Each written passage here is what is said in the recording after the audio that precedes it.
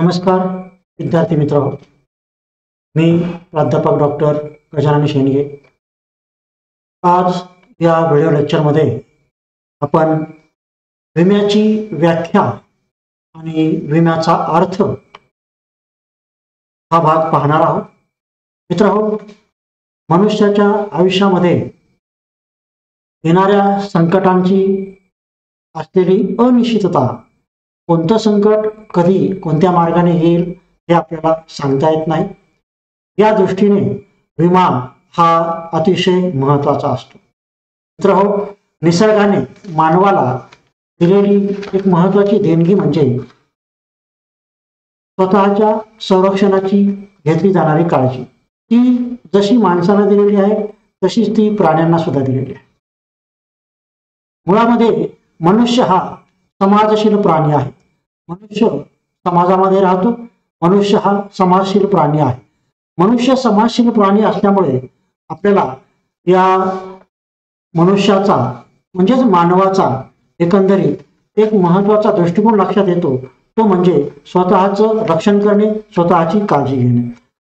मुळामध्ये मानवाचा जर विचार केला, म्हणजे तुमचा आमचा जर विचार केला, तर आपले स्वतःचे नातेवाईक असतील, इष्ट असतील, आप्तेष्ट असतील, ते प्रत्येकाच्या जीवनामध्ये आपण सुख सुविधा समृद्धी मिळवण्यासाठी सातत्यपूर्ण स्वरूपामध्ये प्रयत्न करत असतो। मग हे प्रयत्न करत असताना मानवाच्या विकासाबरोबर आपल्याला विविध धोके आणि संकटांचा सुद्धा सामना करावा लागतो। मग यामध्ये आजारपण असेल, अपघात असेल, त्याचबरोबर अनिश्चित कारणाने आलेली संकट असतील, त्यामध्ये मानवी जीवन जगत असताना युद्ध, चोरी, भूकंप, पूर, दुष्काळ अशा विविध संकटांना आपल्याला वेळोवेळी सामोरे जावे लागते। मित्रहो, विविध नैसर्गिक मानवनिर्मित आपत्ती ज्या असतात त्या प्रत्येकाच्या आयुष्यामध्ये वेळोवेळी येत असतात। यासाठी प्रत्येक मानवाला निश्चित स्वरूपामध्ये योजनांची आखणी करण्याची आवश्यकता असते। मग ही योजनांची आखणी करताना जर आपण एक गोष्ट लक्षात घेतली, या योजनांची आखणी करताना आपल्याला होणाऱ्या धोक्याची तीव्रता कशी कमी करता येईल याचाही आपण या ठिकाणी विचार करत असतो। मित्रहो, हा विचार करत असताना आपण जर पुढे बघितलं तर मानवी जीवन आणि संपत्तीला असलेल्या संभाव्य जीवन धोक्यापासून होणारे नुकसान टाळण्यासाठी किंवा कमी करण्यासाठीचा आपण सातत्यपूर्ण स्वरूपामध्ये प्रयत्न करत असतो। मित्रांनो, झालेल्या नुकसानीची भरपाई कशी करता येईल याचाही आपण विचार करत असतो। याच विचारातून संरक्षणाची हमी मिळवण्यासाठी विमा या संकल्पनेचा उदय झालेला आपणास दिसून येतो। मग हा विमा ही संकल्पना मानवाला तशी नवीन नाही, याचा इतिहास आपण मागील लेक्चरमध्ये बघितलेलाच आहे। अनपेक्षित संकटामुळे संपत्ती अथवा जीवनाला होणाऱ्या नुकसानीची जी काही शक्यता असते, ती शक्यता लोकांनी एकत्र येऊन निधी तयार करून प्रत्यक्ष नुकसान होईल व त्याची भरपाई कशी करायची याविषयीची मूलभूत संकल्पना उदयास आली। याच संकल्पनेची निर्मिती जी आहे ती प्राचीन जे काही बॉबिलियन शहर होतं, बॉबिलियन राज्य होतं, बॉबिलियन संस्कृती होती, त्या बॉबिलियन संस्कृतीमध्ये सुद्धा याची पाळेमुळे हजारो वर्षापूर्वी म्हणजेच ख्रिस्त जन्मापूर्वी 1795 च्याही अगोदर आपल्याला दिसून येतात। अगदी त्याचप्रमाणे भारतामध्ये सुद्धा या विम्याच्या इतिहासाची पाळेमुळे दिसून येतात। मग जर आपण एक गोष्ट लक्षात घेतली की प्राचीन काळामध्ये या विम्याचा जो काही भाग होता तो विश्वासावरच आधारित राहायचा। मग आज नुकसान भरपाईपर्यंत ही संकल्पना विस्तारलेली आहे। आज मानवी विमा जो आहे तो मानवी जीवन आणि आधुनिक वाणिज्य यांच्या विश्वातील मूलभूत अशी गरज बनलेली आहे। आपण जर एकंदरीत विचार केला तर या विम्याच्या संकल्पनेची महत्त्वाची जी काही वैशिष्ट्ये जर आपण पाहिली तर हा विमा आपल्या सुरक्षिततेचा हमी देणारा असतो. मित्रांनो, हे पाहिल्यानंतर आपण खऱ्या अर्थाने आज विम्याचा अर्थ आणि विम्याची व्याख्या समजून घेणार आहोत. विम्याची व्याख्या पाहत असताना आपण बऱ्याच वेळेस म्हणतो की विमा हा मेडिकल विमा असेल, म्हणजेच वैद्यकीय असेल, त्याचबरोबर तो वाहनाचा विमा असेल, तो घराचा विमा असेल, किंवा तो आपल्या स्वतःच्या आयुष्याचा विमा असेल. या सर्वांमध्ये ॲश्युरन्स हा महत्वाचा असतो. शाश्वती किंवा विश्वास हे सुद्धा या ठिकाणी महत्वाचं असतं. मित्रांनो, विम्याची व्याख्या पाहत असताना आपण या विम्याच्या व्याख्येचा जर विचार केला तर आपल्याला असं दिसतं की विम्याचा अर्थ जर आपण समजून घेतला तर विमा हा एक सामाजिक सहकार्याचा उत्कृष्ट आविष्कार असल्याचं दिसतं.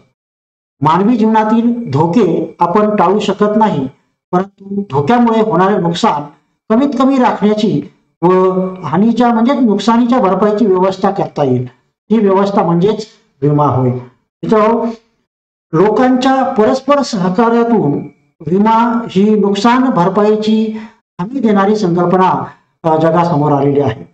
लोकांच्या परस्पर सहकार्यातूनच विमा नुकसानीच्या भरपाईची हमी देतो. मग आर्थिक नुकसानीची भरपाई करण्यासाठी जी हानी होते त्याची शक्यता असणाऱ्या व्यक्ती व संस्थांनी शोधलेला हा एक महत्वाचा आणि सहकार्याचा अमोल मार्ग आहे असं आपण म्हणू शकतो. आज प्रत्येक जण उदरनिर्वाहासाठी त्याचबरोबर काही ना काही कामधंदा करतं, नोकरी करत असतं.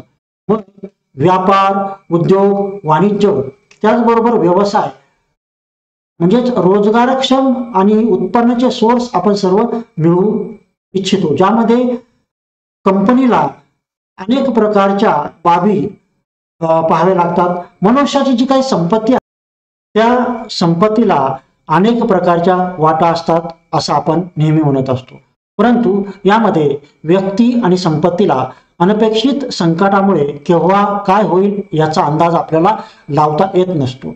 अर्थात असं जर असेल तरी होणाऱ्या नुकसानीची भरपाई करण्याचा जो काही मार्ग मानवाने शोधला आहे तो मार्ग म्हणजेच विमा आहे असं आपण या ठिकाणी म्हणू शकतो. अशा प्रकारे आपण विम्याचा जो काही अर्थ आहे तो अर्थ समजावून घेऊ शकतो. आता विम्याचा अर्थ समजावून घेतल्यानंतर आपल्याला विम्याचा अर्थ समजून घेतल्यानंतर आपल्याला विम्याची जी काही व्याख्या आहे ती व्याख्या ही पाहणे कर्मप्राप्त ठरू शकतं. मग विम्याची जी काही व्याख्या आहे ती व्याख्या दोन प्रकारे अस्तित्वात आलेली दिसते. म्हणजेच विम्याची जी काही व्याख्या आहे ती व्याख्या आपल्याला दोन वेगवेगळ्या गटात विभागलेली दिसते. विम्याची एक व्याख्या ही विम्याच्या करार आधारभूत संकल्पनेवर आधारित आहे आणि विम्याची जी काही दुसरी व्याख्या आहे ती विम्याच्या कार्यकारी स्वरूपावर अवलंबून आहे. मग आता करार आणि कार्यकारी स्वरूपावर असलेले जे काही विम्याची व्याख्या आहे त्या व्याख्यांकडे आपण वळूयात. विम्याची व्याख्या करताना कॉन्ट्रॅक्च्युअल बेसिस म्हणजेच करार आधार आणि वर्किंग बेसिस म्हणजे कार्यात्मक भाग अशा दोन पद्धतीने व्याख्या करता येतात. आपल्याला या ठिकाणी दिसत असेल की करारावर आधारित असलेली जी काही एक व्याख्या आहे जी जस्टिस लॉरेन्स यांनी सांगितलेली आहे. जस्टिस लॉरेन्स असे म्हणतात की विमा हा एक असा करार आहे की ज्याद्वारे एक पक्ष म्हणजे विमा कंपनी दुसऱ्या पक्षाने म्हणजे ज्याने विमा घेतला आहे त्याने दिलेल्या योग्य मोबदल्याच्या बदल्यामध्ये दुसऱ्या पक्षास करारात नमूद केल्याप्रमाणे संभाव्य धोक्यापासून नुकसान पोहोचल्यास त्याची भरपाई करण्याचे आश्वासन देते. जस्टिस लॉरेन्सचं म्हणणं आहे की कॉन्ट्रॅक्ट बिटवीन टू पार्टीज, दोन पार्टी मधला हा काय असतो, कॉन्ट्रॅक्ट असतो आणि त्या कॉन्ट्रॅक्टच्या आधारे विमा कंपनी आणि विम्याचा ग्राहक यामध्ये झालेला हा कॉन्ट्रॅक्ट असतो. त्या दोहोंच्या मध्ये एक ॲश्युरन्ससाठी कॉन्ट्रॅक्ट दिला जातो आणि दुसरा परताव्यासाठी किंवा इन्शुरन्ससाठी कॉन्ट्रॅक्ट घेतला जातो. मग ह्या दोन जणांच्या कॉन्ट्रॅक्ट मधला जो काही भाग आहे तो भाग खऱ्या अर्थानं महत्वाचा असतो.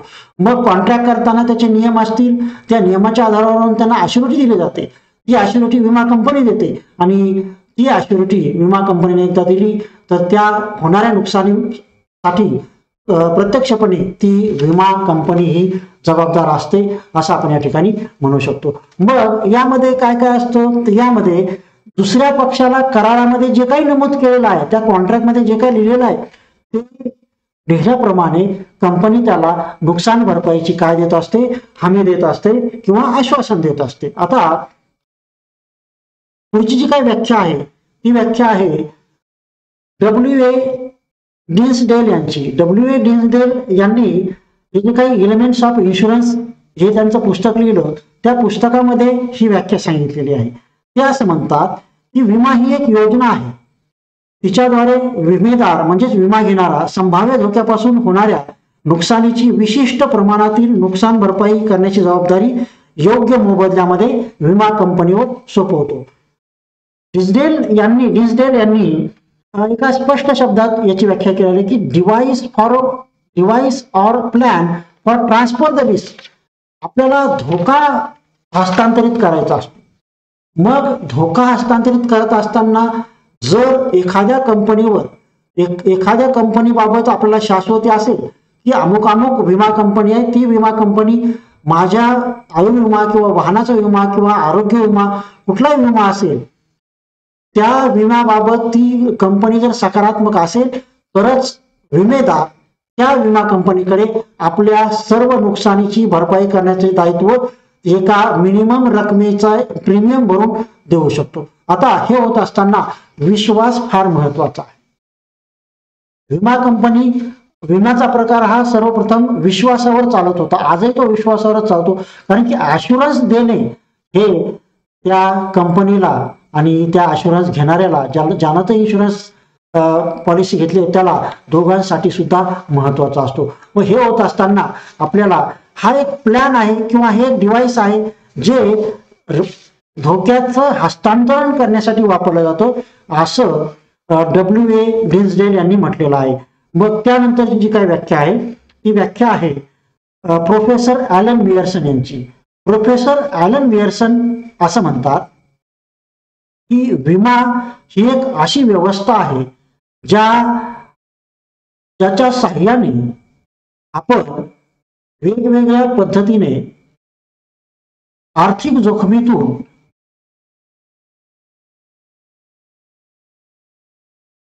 निर्माण होणारे जे काही नुकसान आहे ते विमा कंपनीकडे हस्तांतरित होते, जे अन्यथा उमेदवाराला सहन करावे लागले असते. मग यामध्ये जर आपण पाहिलं तर आपल्याला असं दिसतं की विमा कंपनी ही विमेदाराला म्हणजे ज्याने विमा घेतला आहे त्याला ॲश्युरन्स देते की मी तुमच्याकडे गाडी आहे किंवा तुमच्याकडे घर आहे किंवा तुमच्याकडे आरोग्य आहे किंवा तुमच्याकडे जीवन आहे.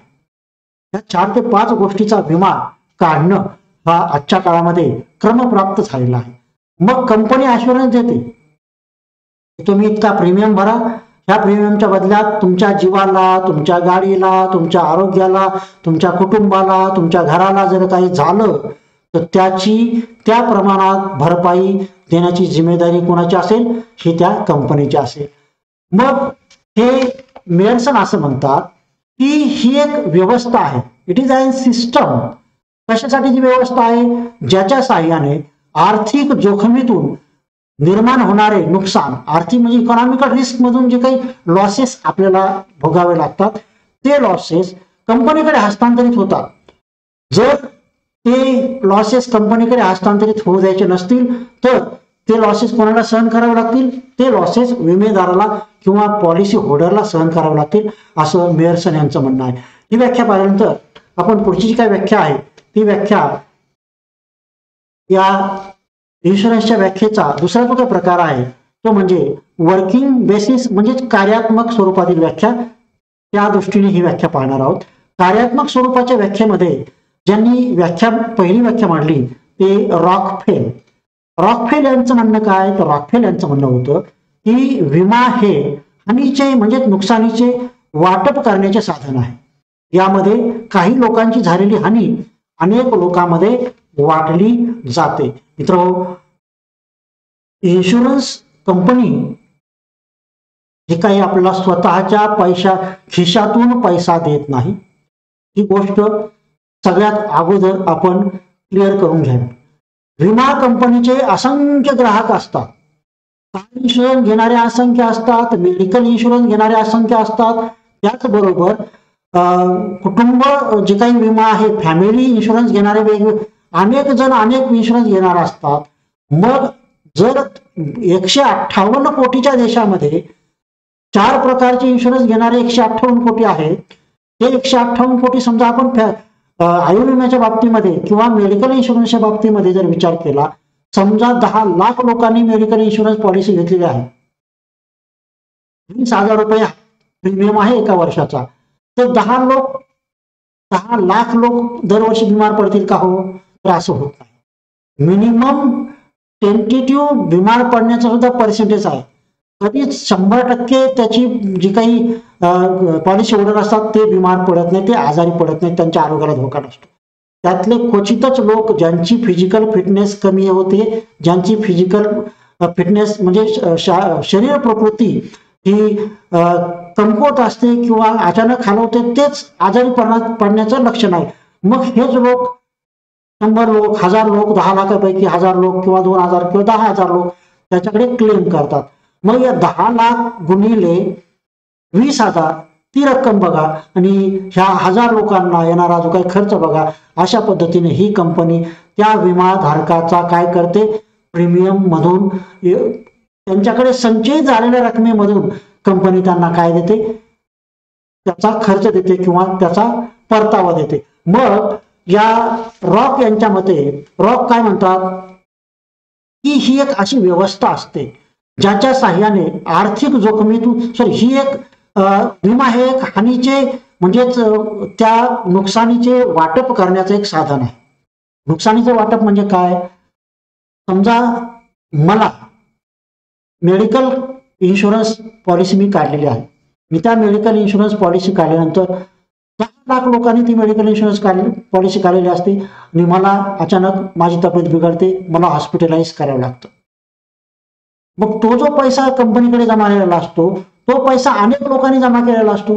म्हणूनच या ठिकाणी रॉक फेल असं म्हणतात की यामध्ये काही लोकांची झालेली हानी, समजा 1000 लोकांची हानी झालेली आहे, ती हानी किती लोकांमध्ये वाढली जाते, म्हणजे त्यांच्या प्रीमियम मधून ती हानी भरून काढली जाते, असं मेयरसन यांचं म्हणणं आहे. अशा प्रकारे या मेयरसननी इन्शुरन्सची व्याख्या केली आहे. पुढची जी काही व्याख्या आहे ती व्याख्या आपण पाहूया. ती आहे DS हॅन्सल यांची. DS हॅन्सल असं म्हणतात की सारख्याच धोक्याची संभाव्यता असणाऱ्या अनेक व्यक्तीकडून विमा हप्त्याच्या स्वरूपात जमा केल्या जाणाऱ्या रकमेतून ज्या व्यक्तीचे प्रत्यक्ष नुकसान होईल त्याची भरपाई करण्याची एक सामाजिक योजना म्हणजे विमा होय. आधीच्या व्याख्येमध्येच आपण पाहिलं की सारखाच धोका, कार ऍक्सिडेंट, प्रत्येक कार मालकाला त्याचा धोका असतो. जीवन जगताना मरण्याचा, अपघाताचा, अटॅक येण्याचा, बिमारी होण्याचा धोका प्रत्येक मानवाला असतो. घरावर नैसर्गिक आपत्ती येण्याचा अनेक प्रकारचे धोके असतात. म्हणून अनेक सारखे धोके असणाऱ्या लोकांकडून त्या विम्याचा प्रीमियम जमा करून प्रत्यक्षात ज्यांचं नुकसान झालेलं आहे त्यांना मदत करणे या सामाजिक भावनेतून, असं आपण म्हणूया, मला वाटत नाही या सामाजिक भावनेतून आजच्या कंपन्या वागत असतील. कारण की आजच्या कंपन्या यांचा जर एकंदरीत या विम्याबाबतचा एक जर आपण स्ट्रक्चर पाहिलं तर हे फार विचित्र स्ट्रक्चर आहे. परंतु या DS हॅन्सल यांचं असं म्हणणं आहे की सारख्याच धोक्याची संभाव्यता ज्यांना आहे त्या अनेक व्यक्तीकडून विम्याच्या हप्त्याच्या म्हणजेच प्रीमियमच्या स्वरूपामध्ये जी रक्कम जमा केली जाते त्या रकमेतून प्रत्यक्षात जो धोक्याला बळी पडेल त्याला मदत करणे ही एक सामाजिक भावना. या दृष्टीने या विम्याची संकल्पना किंवा विम्याच्या व्याख्या आपल्याला या ठिकाणी स्पष्ट करता येऊ शकतात. आज आपण या लेक्चरमध्ये विम्याची संकल्पना समजून घेतली, विम्याचा अर्थ समजून घेतला, त्याचबरोबर विविध तज्ज्ञांनी मांडलेल्या विम्याच्या व्याख्या आपण पाहिल्या. या लेक्चरमध्ये आपण इथेच थांबूया. पुन्हा भेटूया पुढील लेक्चरमध्ये. तोपर्यंत धन्यवाद.